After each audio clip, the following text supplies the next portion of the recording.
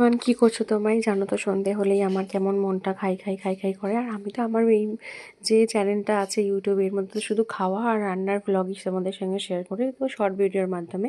আজকে সন্ধেবেলা কম্বলের তলে বসে বসে বলছে একটু কফি হলে তো ভালো হতো বলো।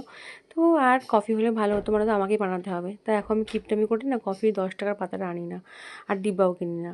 তার জন্য এই ছোটো ছোটো পাতাগুলো নিয়ে আসি 2 টাকা করে। এগুলো না বেশ চলে, মানে একা খেলে একটা, দুজন খেলে 3টের মতো, একটু জমিয়ে খাওয়ার জন্য। তো আমার একটু চিনি বেশি, কারণ আমি একটু মিষ্টি প্রিয় মানুষ, তার জন্য মুখে মিষ্টি কথা বলি আর না বলে চিনি আমি একটু বেশিই খাই।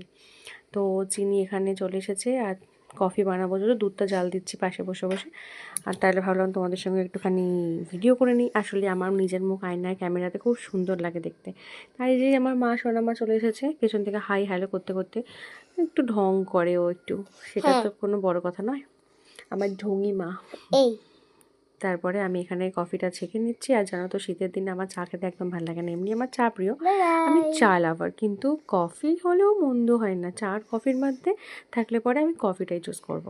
কিন্তু চায়ের সঙ্গে বিস্কুটটা খেতে আমার খুব ভালো লাগে। এই যে আমার মাম্মা আমাকে একটু হেল্প করছে, কিন্তু জানো তো ও হেল্প করলে পরে আমার কাজ বেশি বেড়ে যাবে, তাই জন্য হাতটা আমি ঝপাত করে ধরে নিয়েছি। কী সব বলছিলো, বিরক্ত করছিলো আমাকে যাতে ভিডিওটা খারাপ হয়ে যায়, ম্যাং চ্যাং চ্যাং এইসব কী সব বলছিলো। চলো আমি আমার কফিটা ফিনিশ করি। আর এটা দেওয়ার মানে হলো যে এটা আমার চিনি বেশি। চলো টাটা, বাই বাই, ভালো থাকো তোমরা সবাই।